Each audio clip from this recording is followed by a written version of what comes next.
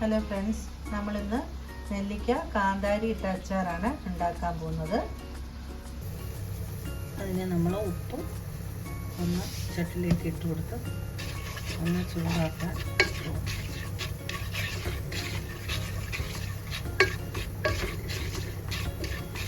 ചൂടാന് ശേഷം അതിലേക്ക് നമ്മൾ ചൂടുവെള്ളം ഒഴിച്ച് കൊടുക്കുകയാണ്.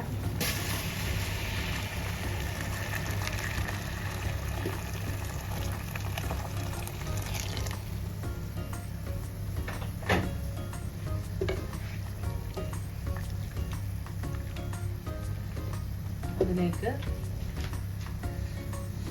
കഴുകി വൃത്തിയാക്കി വെച്ചേക്കുന്ന നെല്ലിക്കയാണ്. നെല്ലിക്ക ഇട്ട് കൊടുക്കുകയാണ്. ഒന്ന് ചെറിയ തീയിലൊന്ന്, ഒത്തിരി വേവണ്ട, കുറച്ച് ഒരു 10 മിനിറ്റ് ഒന്ന് വേകാൻ അടച്ചു വെക്കാം.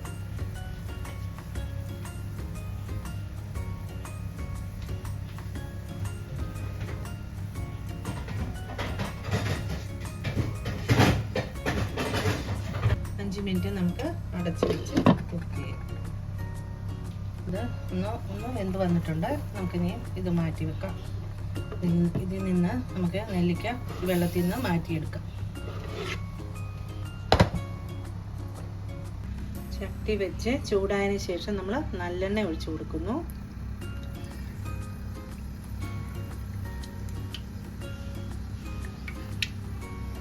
എണ്ണ ചൂടായതിന് ശേഷം നമ്മൾ കടുക് ഇട്ട് കൊടുക്കുന്നു.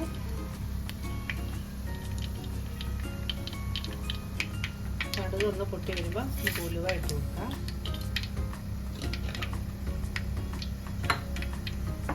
അതിലേക്ക് ഇഞ്ചി,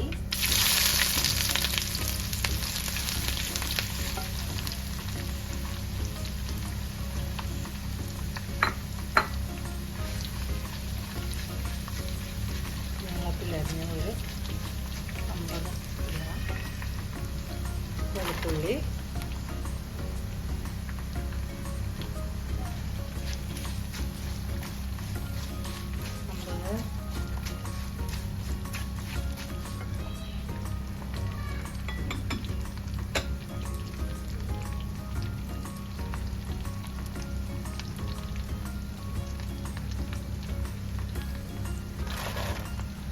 കാന്താരി 50 ml നെല്ലിക്ക കൊണ്ട് ഇച്ചിരി കൂടുതൽ ഇട്ടിട്ടുണ്ട്.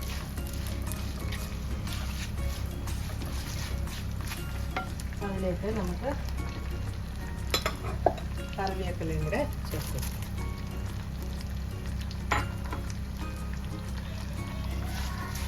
നമ്മൾ നെല്ലിക്ക പുഴുങ്ങിയതിൻ്റെ അത് ഉപ്പിട്ടിട്ടുണ്ട്.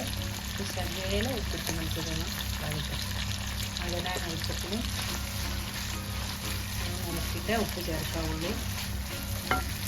ഒന്ന് വഴന്ന് വന്നതിന് ശേഷം നമ്മൾ ഇച്ചിരി മഞ്ഞൾപ്പൊടി ചേർത്ത് കൊടുക്കുന്നു. ഇതിലേക്ക് കായപ്പൊടി,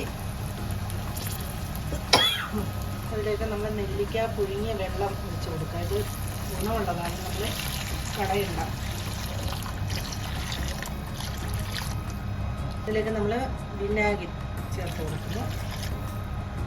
നല്ല തിള വന്നിട്ടുണ്ട്.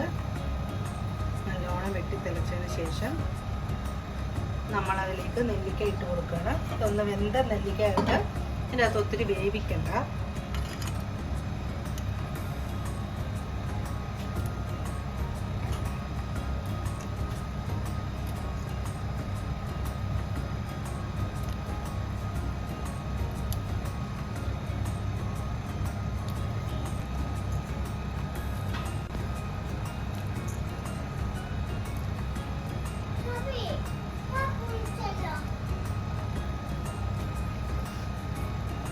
നല്ല ടേസ്റ്റുള്ള നെല്ലിക്ക കാന്താരി ഇട്ട അച്ചാറാണ്. എല്ലാവരും ഇത് ചെയ്ത് നോക്കണം. ഇത് കുറച്ച് ദിവസം കൂടി ഇരുന്ന് കഴിയുമ്പോൾ ഈ കാന്താരിയും ഇതിൻ്റെ കരിയാപ്പൻ്റെ ടേസ്റ്റും എല്ലാം കൊണ്ട് പിടിച്ച് കഴിയണം. എന്ത് രസമാണെന്നറിയാമോ കഞ്ഞിയൊക്കെ കുടിക്കാൻ. ഒക്കെ നല്ല രസമുള്ളൊരു നെല്ലിക്ക അച്ചാറാണ്.